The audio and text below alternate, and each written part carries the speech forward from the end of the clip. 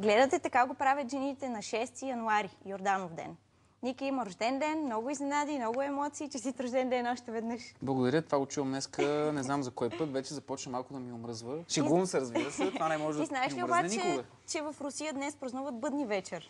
Глупости, Бъдни вечер мина отдавна. Не, в Русия празнуват Бъдни вечер и специално сме приготвили... Празнуват всеки ден, им чувство. Специално сме приготвили едно интересно видео за това как се празнуват там. Първо лице, разказ на една рускиня.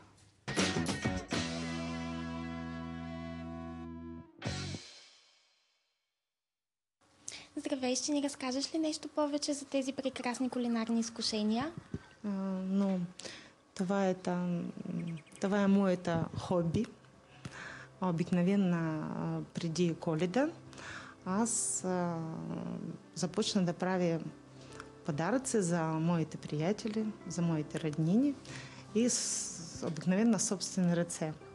Но тези неща не толкова топли, не толкова красиви, но и много хубави за сърце.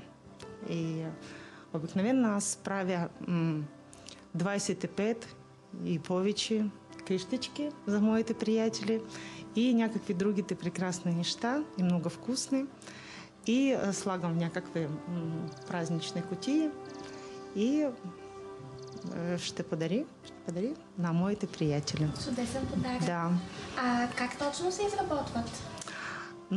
Това е много лесно. Моята първата къщичка беше най-трудна. И аз ги правих повече от 3 часа. А сега не е повече от половина часа за една прекрасна коледна къщичка. Аз правя тесто, много вкусно, много лесно, от мед, захар, масло, брашно и някакви подправки.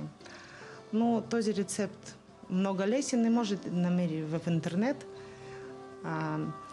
И от тези тесто аз правя някакви бисквитки с определена форма.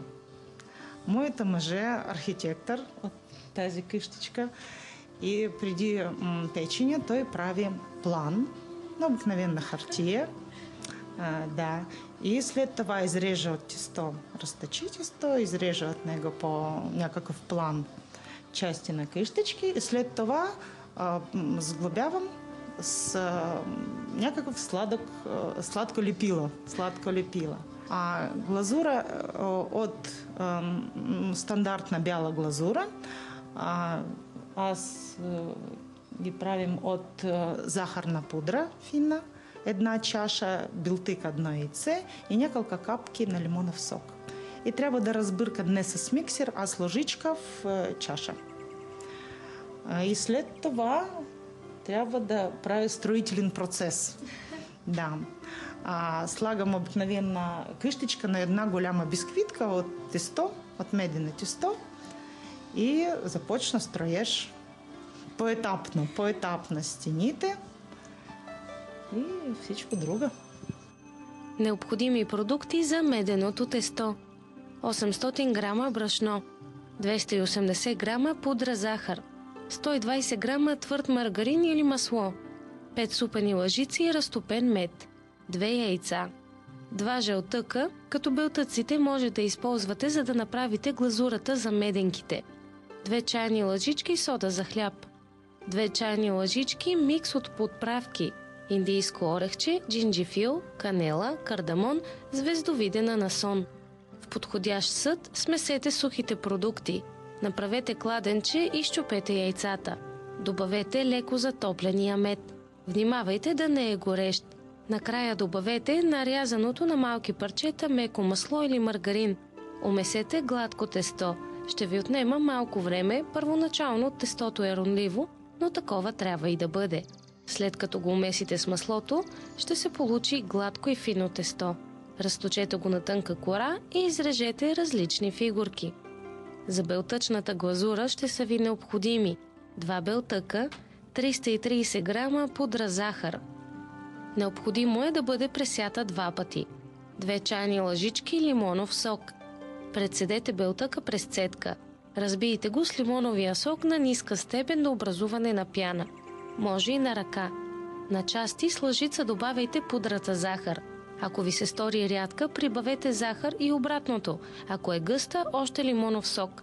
Глазурата трябва да е гладка, да оставя тънка непрекъсваща линия, която да не се разлива.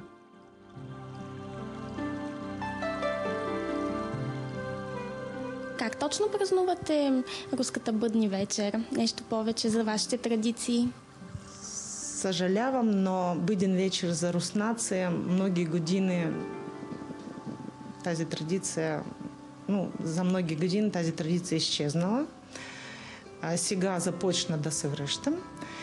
И обикновено руските хора кани на гости своите приятели, събира с цялото семейство. Част от хора ходи на службата в църква. След това за масата с приятели, с роднини еде, но различни неща, различни ястия, но по-често ястия от месо. Това е най-голяма разлика с българи. Значи ние тук не ядем месо, вие хапвате. Ние толкова само хора, които вярващи, вярващи, те ядат някакви постни неща. А всеки други хора ядат месо, пилмени с месо, руската салата с месо, но това е светел и весел празник за руснаци. И обикновено ние говорим сега Коледа и Новия година само един истински празник за руснаци. Да. Ну, имам елхава вкъщи, като и българи. Пеем песен, танцувам, но танцувам и пеем по-малко от българи. Когато аз ходя на гости к моите български приятели, обикновено след гости аз беше много уморена за това, че половина нощта танцувам хоро. Това е най-весело и хубава гимнастика след голяма маса. Типична традиция се сбира за масата с цялата семейство и с най-близки приятели.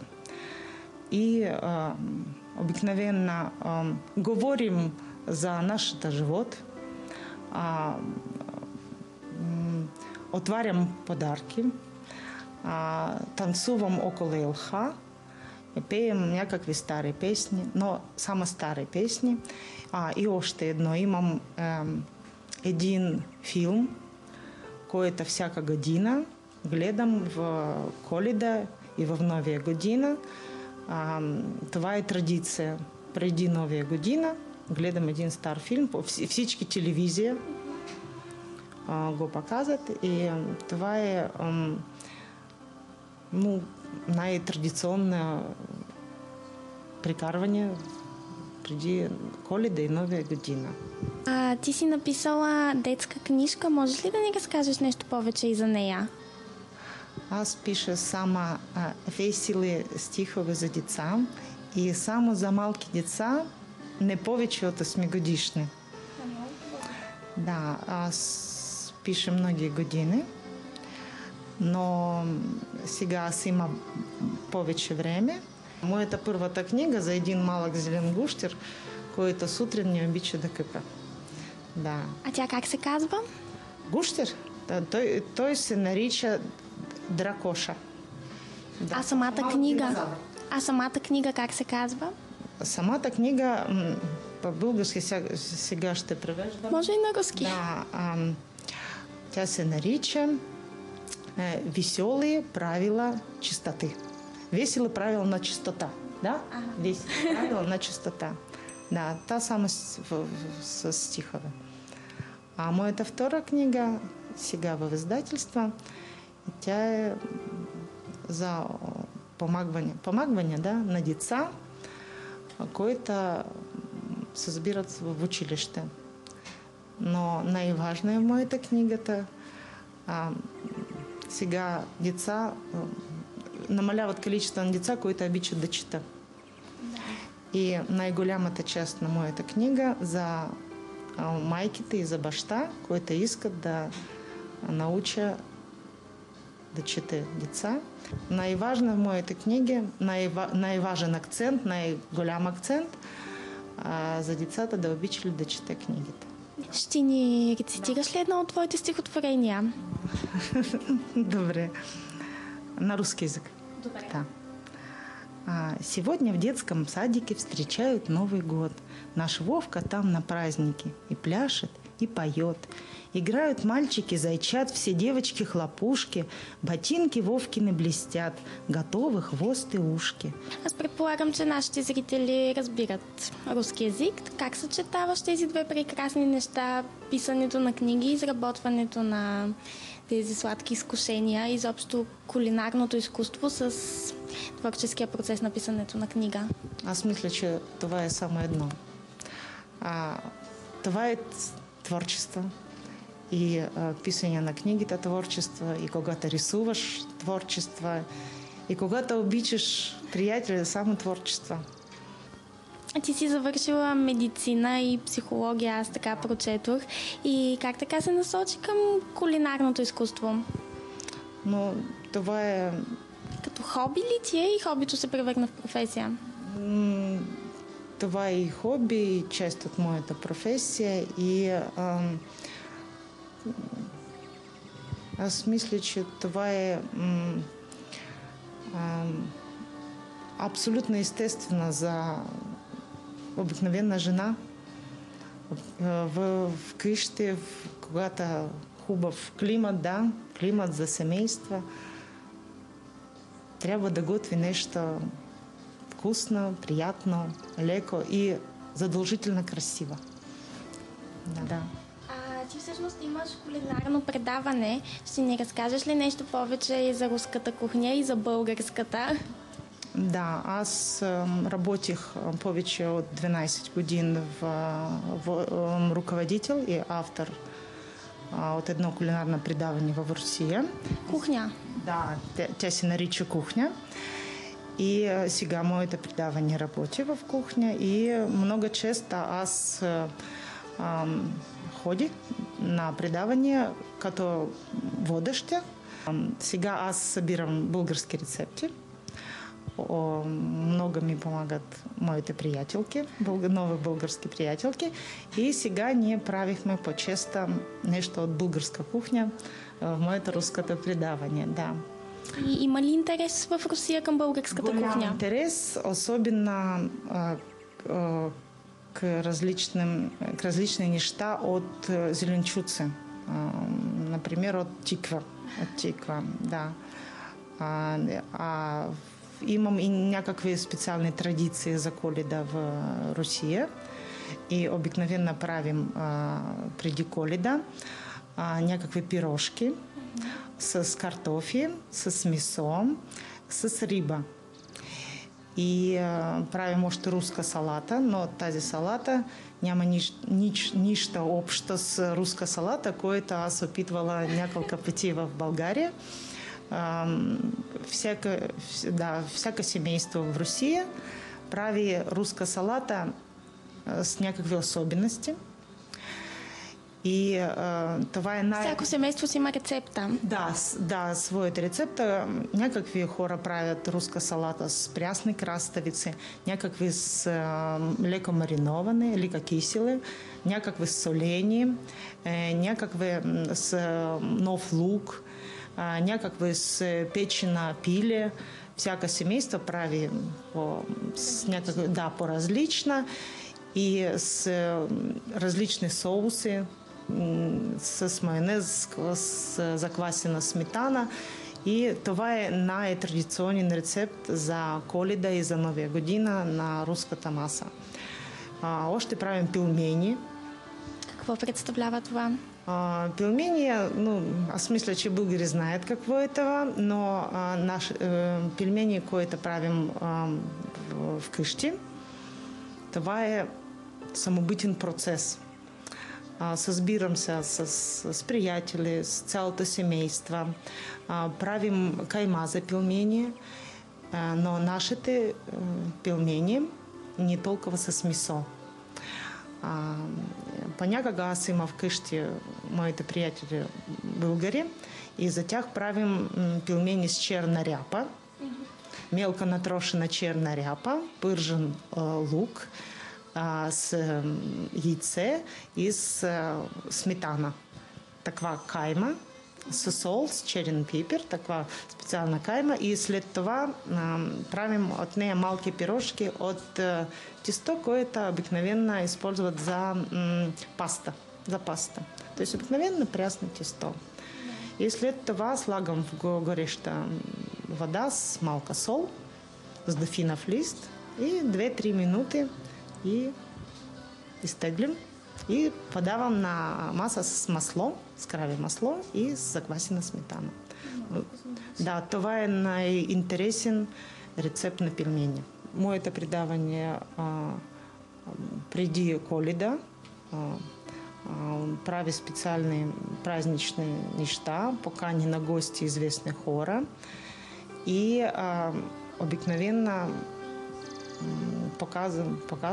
показвам някакви идеи за хубави подарки за приятели, роднини.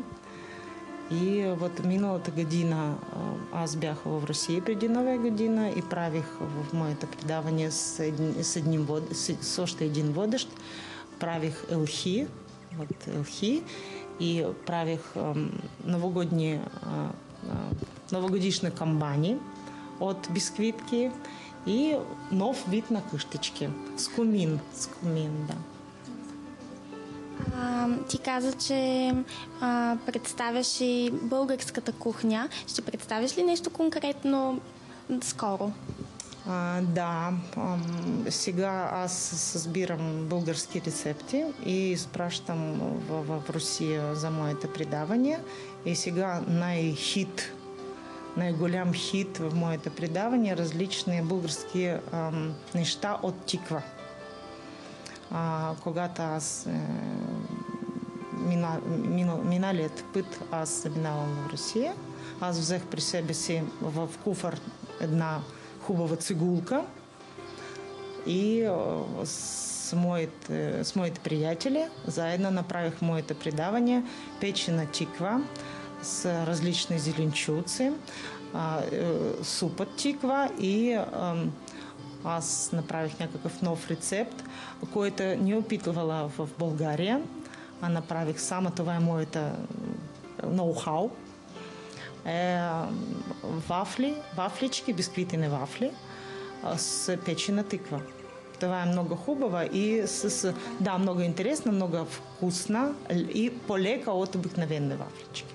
Това е много важно за жени и за много другите хора. А на теб лично, коя ти е любимата българска рецепта? Това не е лек въпрос, това че моето сърце е отворено за много различни неща и аз бях в различните страни и в каждой от тях много хубава, много интересна. Български рецепти натурални, обикновено леки за произвеждане.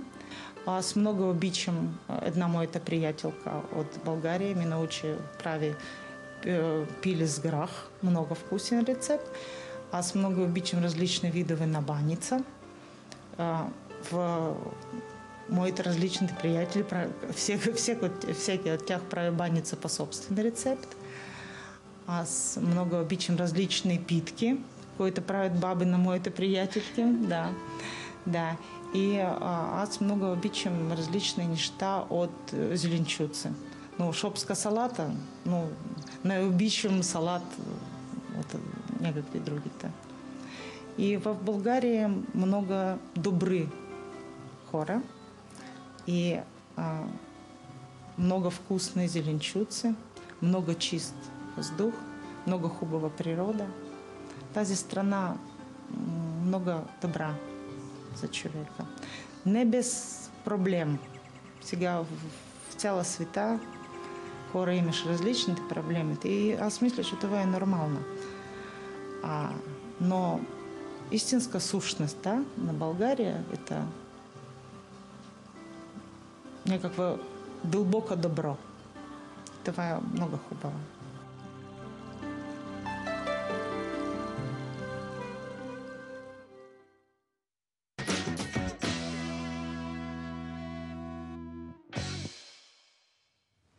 Гледате така го правят жените, видяхте как се празнува бъдни вечер в Русия. У нас пък е Йорданов ден, още веднъж честит празник на всички. Време е да видим и какво късметче ще ви се падне и на нас. След 50 години няма да има значение в каква къща живееш, колко пари имаш и каква кола караш. Но светът може да е малко по-добър, защото си изиграл съществена роля в живота на едно дете. Дано да им е харесало на хората късметчето. На теб хареса ли ти? Късметчето ми хареса. Обаче не разбрах как го правят жените. Няма и да разбереш, защото това беше последния ни ден като водещи на така го правят жените. По-скоро те го правят както си искат. А най-важното е ние да не им се връзваме. Това е положението. Нещо за финал ще кажеш ли? Нещо за изненадите, за рождения си ден? Да, днес имах рожден ден, прекарах го страхотно. Благодаря на целия екип, който работи за това предаване, истински професионалисти, за прекрасната си колежка. Вече не си тръгвам, ти стой още малко, защото има още една последна изненада. Сериозно ли говориш? Да. Аз станах тържествено, сякаш знаех, че имам изненада. Сякаш знаеш, ама не знаеш. Заповядай, виж. Това за мен ли е? Да, харесва ли ти? Супер, започвам да свиквам с изненадите. Това е специално изработен подарък, идея на всички колеги, защото да ви кажем, освен че Ники е рокаджия, той свири на китара и затова му направихме една шоколадова китара, като пожеланието е от целия екип и ти пожелаваме красиви звуци и цветни моменти през целия ти живот. Супер, не става за свирене, но става за ядене, изглежда страхотно. Става за ядене, да. И освен това ти предлагам след минутки, като закрием предаването, да ходим да си споделиш китарата с всички. Разбира се. Тя е за всички. Благодаря ви за тази прекрасна изненада. Другата седмица предаването няма да сме ние. Другата седмица гледайте отново така го правят жените. От понеделник до петък, точно в 2 след обед, започват да водят вече Лора и Симона. Предполагам, че са ви липсвали. Нас ни гледайте в Градски забивки неделя. Това беше супер. Ое, казваме ви чао. Честит празник още веднъж.